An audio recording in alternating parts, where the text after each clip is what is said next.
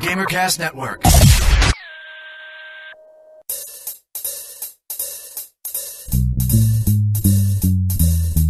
Hey. All right. It's a video game show. It's a video game show. It's not a game show about videos. It's a video game show. And welcome to the GamerCast Network Video Game Show, episode number 30 for March 23rd, 2007. I'm Chad, and this week for the roll call, when I say your name, tell me your favorite video game cutscene. And joining me this evening is Phil. Okay, my favorite cutscene was the bit at the end of the Summoner, where they're talking about playing the RPG, and the guy's like, I cast magic missile into the darkness. There's nobody in the room. I cast it at the dark.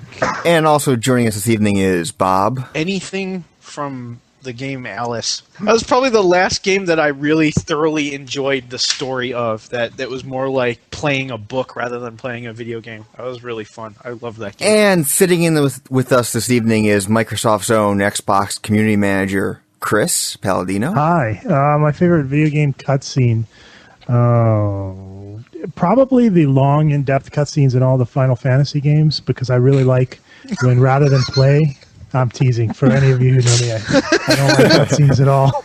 God of War had some pretty cool cutscenes. The whole Kratos, and he just looks very evil and bad, and chopping bits off and stuff. And with Chris this week is his wife, Heather. I'd have to say Resident Evil Code Veronica. And mine was the cutscenes when you were going in. This is an old Wing Commander cutscene when you're racing after the briefing into the spaceships, just because it was kind of cool looking. I know.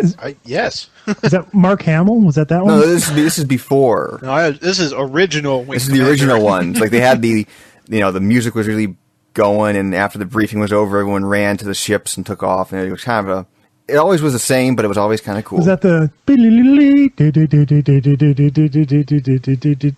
Batman? Yeah, what the hell was that? That was Chris's cutscene. And in GamerCast Network Community News, be sure to check out Gamertag Radio episode number 91, where Godfrey brings you more coverage of the Xbox MVP Summit. Also, check out Podtacular episode number 106, where they talk with Gamer Andy and discuss all things Halo 3. Finally, go check out UncleGamer Radio episode number 23, where they discuss the Shadowrun beta and HD DVD versus Blu-ray. And a couple quick announcements for the video game show. If you check our feed, you'll find a little video teaser of some upcoming videocasts we're going to be doing. Now, we're not switching to video completely. We're still going to be mainly an audio podcast, but every once in a while, every 2 or 3 weeks, you'll see a little video review of a game. Check out the teaser, give us some feedback, tell us what you think. Next topic. We recorded a small bit last week with Ivan and Vicious where they talked about the Shadowrun beta. However, because of NDAs and that kind of stuff, we had to hold off on putting it on last week's show, so we're going to give it to you right now on this week's show. So, here you go. Well, my very first impression was that it's extremely complicated. There's I don't want to say there's a high learning curve, because it's not really complicated. It's very uncomplicated, but there's a lot going on. Imagine the ferocity and twitchiness of Halo, and then instead of just worrying about jumping and shooting, you have to worry about casting spells and resurrecting and teleporting and 10 different other spells that you can cast. It's like a role-playing game and Halo combined into one, and it's overwhelming. You essentially have the two main stats. You have health and magic. There's a ton of spells. You got teleporting and a thing called a Tree of Life, which you spit out on the ground, and when you stand near it, you gain life back, and you can use it for cover. The biggest thing is you only have 3 slots for spells, so you have probably 20-plus spells that you can use. So, do you like playing it, or is it just meh? So far, it's fun, but I haven't played any humans, and I've only played bots. And then I get into some of the details. Some of the details that I don't like are, one, for me, it's close to impossible to determine who's on your team and who's the enemy. Is Microsoft looking for, or FAFSA, whoever's doing this, are they looking for feedback? Oh, yeah. When you sign up, they want you to sign up for the forum so that you can post bugs and provide feedback. The other thing is you have 5 seconds before the round starts to buy any new weapons or spells and then assign them to your slots before people start shooting you in the face, which is extremely limited. And it seems like if you lose a match, if you buy a minigun and then you lose the match, the next round you have to buy it again. I don't know if that's an actual bug or a feature. I don't really know. Feature. It's our feature. Yeah. It sounds so far, that kind of interface sounds like Counter-Strike almost, where you have to buy weapons before the round starts, and then if you die, you lose all your stuff and you have to start over again. So, Vicious, what do you think about?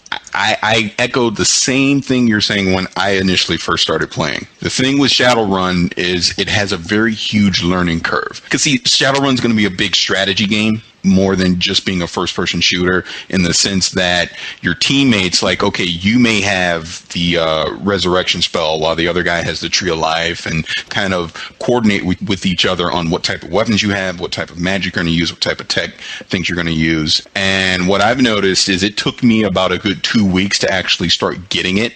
Wow. But the frustrating thing about it is, even now, I can go play right now, and if I join a game in progress, I'm going to get slaughtered for the first couple rounds because I need to get money, I have to get my weapons, I have to get my spells. I was going to say, it doesn't sound like this game would be very friendly to public servers where you're not in like a clan or a group with a strategy, because it sounds like you need to actually strategize with your teammates who has what spells, because you only can have 3 active at one time. Right, and see, and that was going to bring up my next point, is this is going to be the type of game that, while it can be a good game, it's going to cater to a very limited audience. While I like Shadowrun, I don't necessarily know if I want to invest the time to learn all the intricate details of the game when I can just go play Halo or go play Counter-Strike or Unreal Tournament. Once you get it, it can be fun, because let's say I can have a scenario where I can be running, teleport through a wall, jump down with my glider, use the force gust to push somebody back, pull out my katana blade, slice them, teleport back out of there, throw down the tree of life, heal myself, and then go resurrect somebody. You can do all of that in like one scenario, but it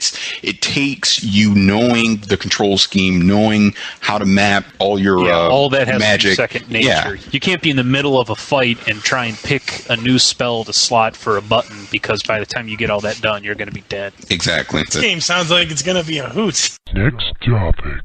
I guess since Xbox's own Chris Paladino is here, Makes me sound so much more important than I am. But thank you, I appreciate it. we should talk to the people about fraud and those kind of things that happened this week with the Xbox Live accounts. Yeah, so basically there were some reports online that Xbox Live Network has been hacked. So when people think hack, they think dude on their computer typing in, stealing passwords, these types of things.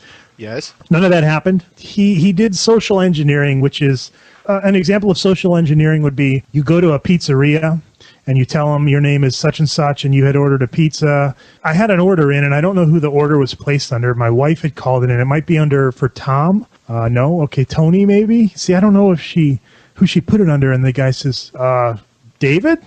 And you go, yeah. She said, the pepperoni pizza? Yep, that's the one. All right, here. And, you take it, you pay your money, and you leave, and you just, swipe some dude out of his pizza. Ganked some pizza, okay? Right. So similar to that, social engineering is kind of using your social skills to try and get information out of people that they normally don't give. So there was no actual hacking involved, per se. It was just somebody on the phone. It sounds like someone knew, got some gamer tags, called up the support line, and then just started doing that whole process right there again with those tags. It's not like a widespread thing. I think people started to freak, oh my gosh. But now, most definitely, if you call in, if you don't have, are there stains on your underwear, yes or no, type of questions, you're not going to get any information out of anybody. It's one of those, you're damned if you do, you're damned if you don't. If you help people and easily allow folks to, chintz out on some of these security questions, then a poor situation like this could happen. On the other hand, if you honestly don't remember some information, you're kind of out of luck. What we were told was that they're kind of retraining the support people to make sure this stuff will never happen. Next topic. And also sitting in with us this week is our forum moderator, Duff. Hey, guys. Duff, what is your favorite video game cutscene? Let's go with the opening to Final Fantasy IX. I think that was the most underrated. When you hear the finished product, you'll understand. You'll realize why we're laughing. But let's not tell them now because it'll be funnier. I'm feeling I just set myself up for something. Next topic.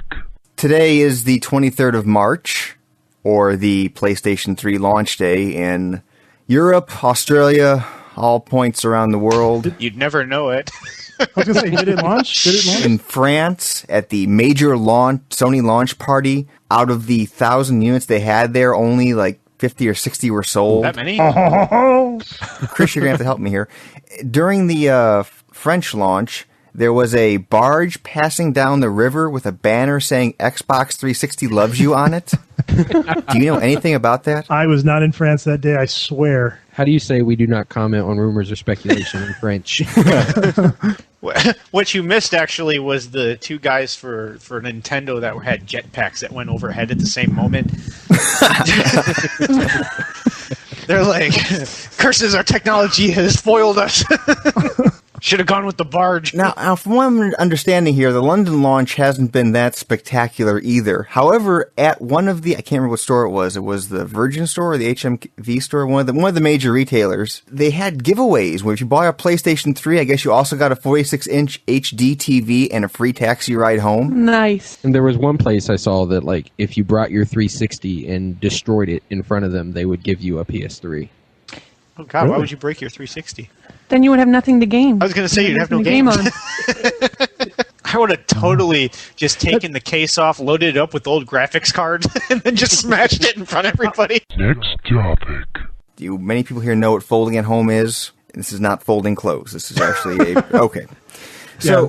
Folding at home is a distributed scientific application, basically, where users of this system donate spare cycles of their computer when they're not using it, when it's in screensaver mode and that kind of thing, to actually do useful things like trying molecular simulations to find cures for Alzheimer's, to find cures for cancer, those kind of things. With the latest update to the PlayStation 3 version 1.6, they have now a folding at home client. This has only been active for a couple days, but people actually have been using the folding at home application on the PlayStation 3. What they have found is that the PlayStation 3 teraflops, which is how we calculate how much this one particular platform is, contributing to the whole overall project. For the 13,000 PlayStation 3s that are signed in, they're producing 316 teraflops of resources. Insane. Compare that with the Windows numbers, where there's 160,000 Windows users only contributing 150 teraflops. They are just not using that machine at all. I mean, I'm not even talking about... That means, to get numbers that high, that means even while you're gaming, I guess they were right, you're only using 25% of your processor or something. Well, the thing is, if you work it out, I believe for each PlayStation 3, it's 0.04 teraflops if you do the division. Whereas if you do it with the Windows, it's 0.0004. It's a really low number compared to the PlayStation 3 number. So to be fair, in English, this means that the PlayStation 3's power is so much so that it's curing cancer. Godly. Oh my God, the PlayStation 3 is curing cancer as we speak. That's funny. Yeah, the idea is here the folding application actually pushes the hardware more than a developer can do just for a game to do the rendering engines and all that kind of stuff. If anybody ever figures out how to program on that thing, wow. I hate to say it, Chris, you might be in for some trouble. Fortunately for you. Yeah, but I mean, also, let's be fair, if monkeys learn how to forge bastard swords and fly, we could be in some serious trouble too. Sony fans notice I tried to be nice. I don't think anyone has ever doubted the raw, power of the PlayStation 3. I don't think anyone has ever claimed that the PlayStation 3 isn't a powerful console. I mean, or computer console, whatever you want to define it as. The bottom line is, yeah, dude, it actually is pretty uber. For me as a gamer, I would prefer to have fun. I mean, look at the Wii. The Wii is selling like hotcakes. A lot of people have a lot of good things to say about the Wii. Out of the PS3, the 360, and the Wii is by far the least powerful, and it's got quite a bit of buzz. I don't want to say it has more buzz than the 360, but so many people are very happy about the performance in the games and the fun factor that the fact that it's the weakest of the three hardware-wise doesn't seem to really mean, power doesn't equal sales, power doesn't equal success, power equals power. Next topic.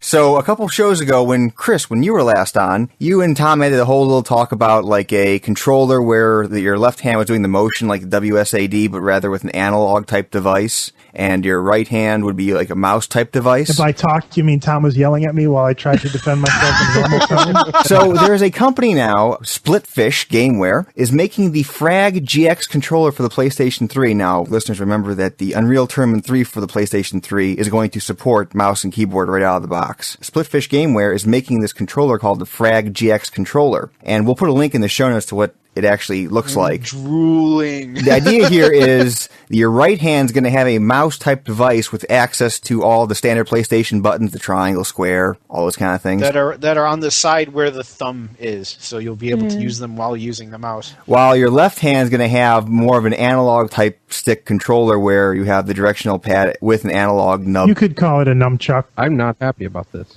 Okay, so why aren't you happy about this? Because if you go back a couple episodes and look in the forums, a week before this thing was debuted, I said, how would you guys feel about a combination between a mouse and a Wii nunchuck? Yeah, are you following Tom's pattern of great ideas that haven't been patented? This looks like a definite frag device. Like you guys were saying, the worst part about the keyboard is you don't have the analog walking controls. Right.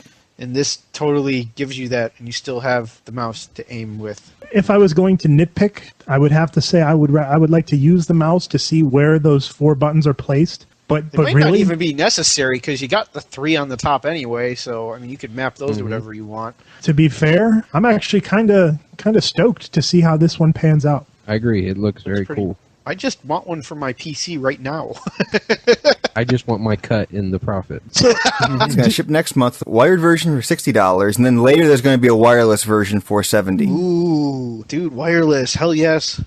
What are the chances of it supporting Rumble? That would really suck. Imagine your optical mouse start rumbling. I was going to say, the only other thing here about this device was that, remember, the 6-axis controller has the motion tilt and all that stuff. That's actually being incorporated into the left analog stick. You can move that around to do your 6-axis control, so that you're not losing that part of the functionality. Do you guys think that the 6-axis function might be kind of redundant? I mean, you are using the mouse to kind of point yourself up and down for FPSs.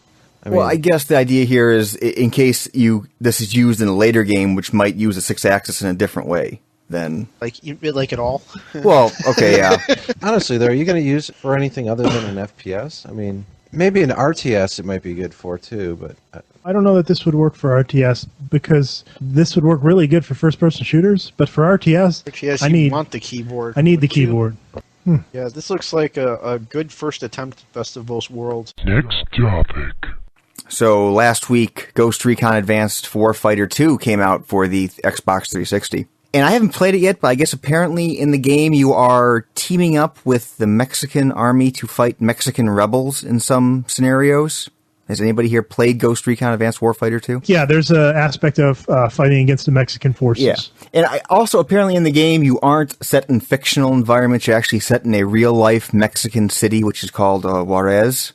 So apparently Juarez's mayor doesn't like how Juarez is being depicted in GRAW 2. And he basically says the video game causes violence and GRAW 2 is not so much a game as a crime against the intellectual capacity of Juarez residents. So, today, Governor Jose Ray Baez has ordered that all copies of Ghost Recon Advanced Warfighter 2 be seized. Dude, who the hell are we supposed to fight in our fighting games anymore?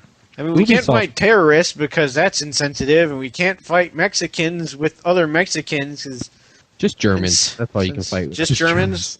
Yeah, because they outlaw all the fighting games anyway. Can I break some news here? Do you guys want to get let in on a little piece of information? News! Yeah. So, Ghost Recon 3, the plot, and not a lot of people know this yet, the plot from GRAW 3 is to go into Mexico to retrieve copies of GRAW 2 from the Mexicans.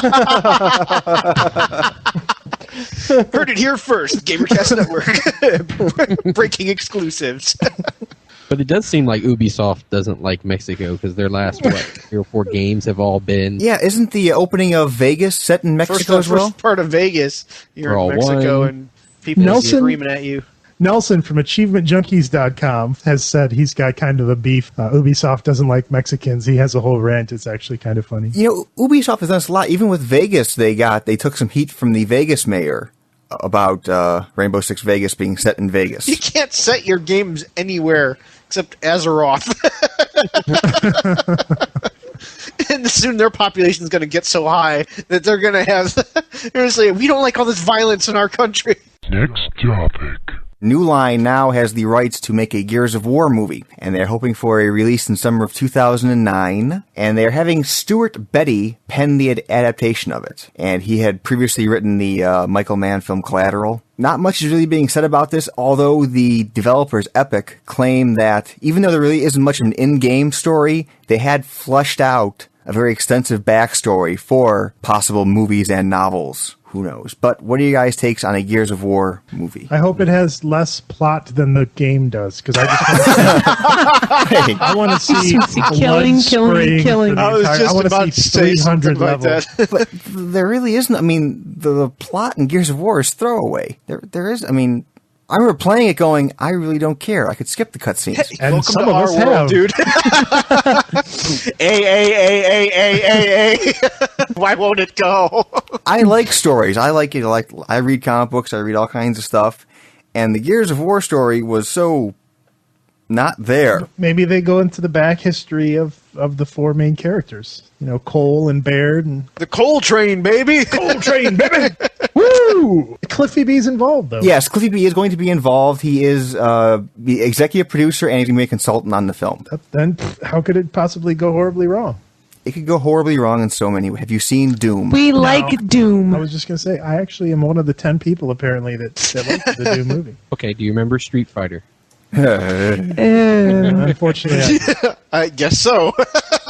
I do. I think the smart thing they should do with the Gears is not tell the story of the game. They should tell the story that got him put in prison when he tried to save his father. Yeah, that would have been nice to know.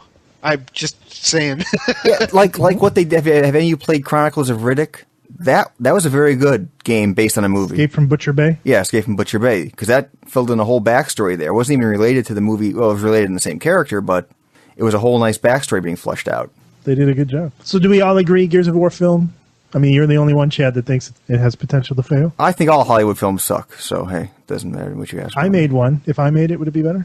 What if he made it in China? Then, yeah, it'd be cool as hell. I would watch it, damn. It'd be the best film ever. Next topic. Next year, Marvel and DC are bringing out 2 massively multiplayer games. And I was wondering what you guys would think a superhero game would be like, since you guys have played City of Heroes and City of Villains. What would you like to see in a superhero MMO? City of Heroes issue 4. And you're not allowed to change it. As I was playing a game like Crackdown, it almost could be a superhero kind of game. You know, you're running around, you get pumped up and beefier. But City of Heroes doesn't play like Crackdown, right? It's more of a World of Warcraft kind of click on things. Yes, exactly.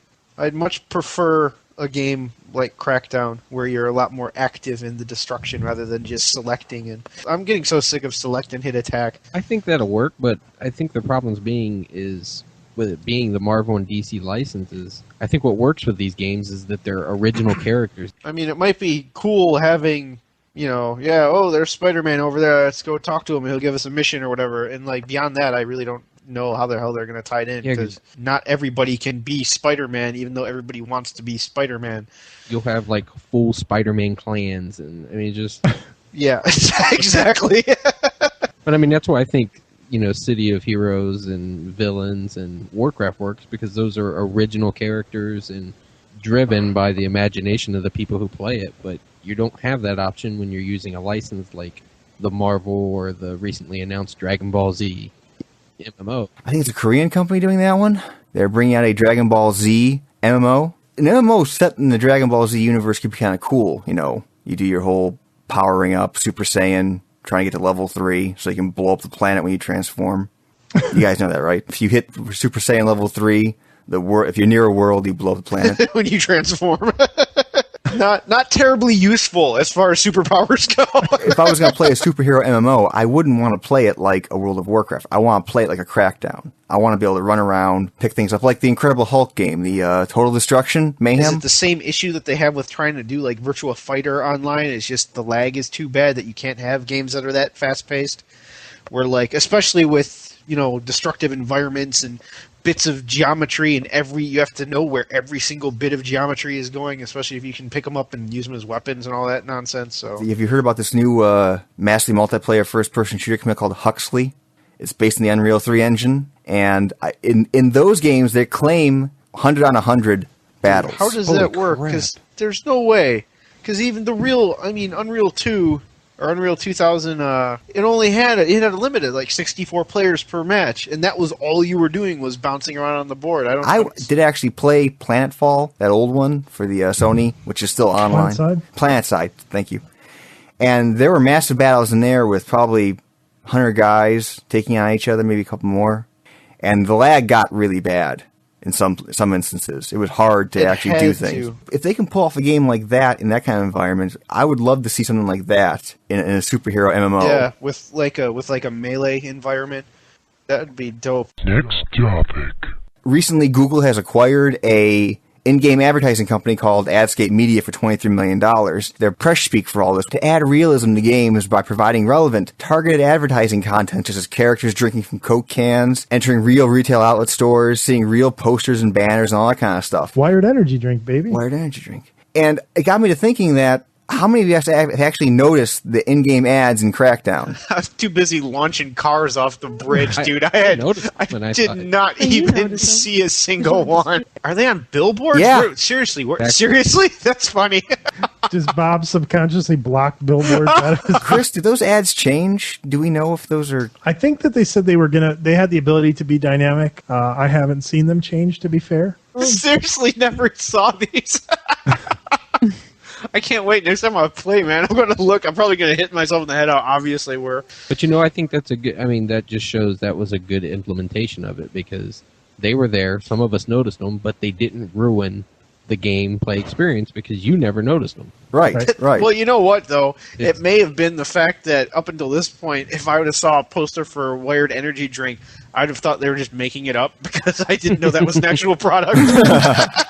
Well, the other thing here is recently Counter-Strike 1.6 released in-game ads. I've seen pictures of them, and they are very out of place. Whereas the Crackdown ones, I hardly noticed until one day I said, oh, that says Dodge.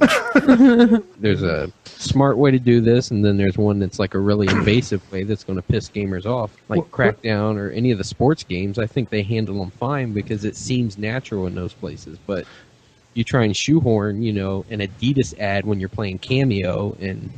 It doesn't Does fit. anyone know what the ads are in the Rainbow Six Vegas game? This is bonus points. There are ads in the Rainbow Six Vegas. There is. Wait, yes, I noticed them. yes, because I always get shot by the for the X body spray thing. That's I'm right. creeping around the corner. I'm always creeping up the one side because they got the van blockade with the machine gun behind it, and I always stop behind that one pillar that has the X body spray girl on it. And every time I go, hey. I get shot in the face and die. So you're saying that's a so those are very invasive. But this can backfire on them because there was in one of the European 360 demos for the soccer game for the 360, there were Sony PlayStation 3 ads. It's called realism, Duff. I just think it's kind of funny because, like, all right, sure, I'm playing video games. Maybe I want an energy drink. Or, like, maybe I stink and need to put on this X body spray. But, like, if you're already playing video games and then see an advertisement for video games, it's like, boy, I'd really like to play some video. Oh, I am. Or in Crackdown, have an ad for Crackdown. Buy this game, it's great. Always. Is that like with HD movies, that at the beginning of the HD movies, they have ads for HD movies and how HD is a wonderful format? Not for other HD films, but actually for HD movies in general. There is an ad for the HD format in the beginning of the HD movies. I can only think they would do that because maybe there's such a small amount out there that when people and friends visit, they are forced to watch those ads and say, hey, I really want one of those now. Next topic. Can I pimp a game here? Puzzle Quest. He has not put it down. Okay, so the guys who made Warlords were like, wow, it's really hard to make money nowadays with this games and the costs. Let's make the most hardcore casual game you could ever make. Sweet. All right, here, listen. You create a character, you pick your class between Druid, Warrior, Wizard, or Knight. Hell yes. Oh, God. Tell me more. You have the 2D map where you go to the city and you get a quest. The battle, I am now fighting Glock the Ogre. He's a level 13 Ogre, Glock. And it's Bejeweled. And as you level up, so each of the different crystals give you mana of that color, and you have a list of abilities. So I'm a 11th level warrior. I have Cleave and Throw Axe and Rage, all of these abilities, which take certain types of mana. You get the mana by matching the green, or we'll give you green mana, etc. Oh, that sounds dope, dude. You can also get experience and gold. So you can capture the enemies and put them in your dungeon and make them research new weapons and armor for you. I'm addicted to it. It's on the DS, the PSP, and they have said on their website that they're trying to get it on Live Arcade. I can't say enough good about this. I'm like smiling and cheesy over what equates to a complicated game of Bejeweled, but oh my goodness. Dude, if you can level up, dude, that's all you need. I'm a level 11 warrior playing Bejeweled. Playing Bejeweled against Glock, the 13th level ogre, who's wearing a spiked club and a troll ring.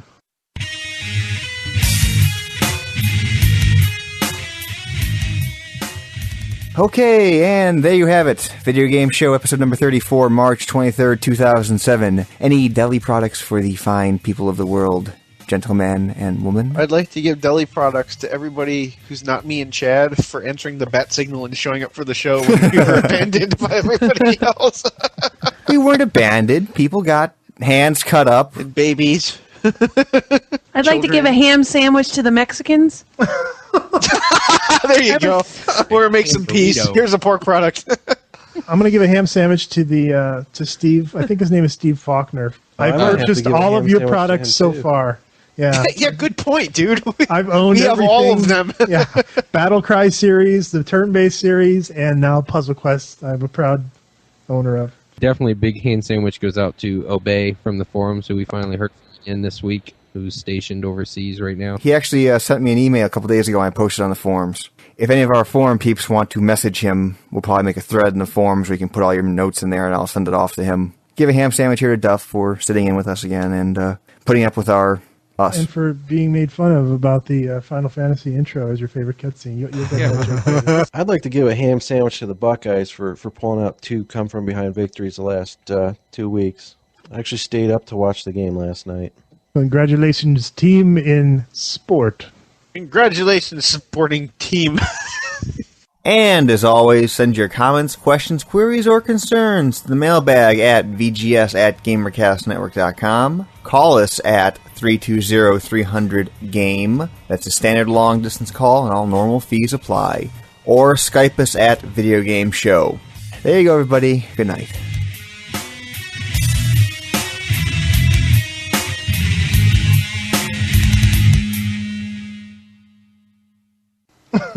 And of course, hardcore casual game. Sorry. Go ahead, Duff. I think we should I'm give... just saying I wanted to... Let him speak, Bob! First you guys tell me to shut up.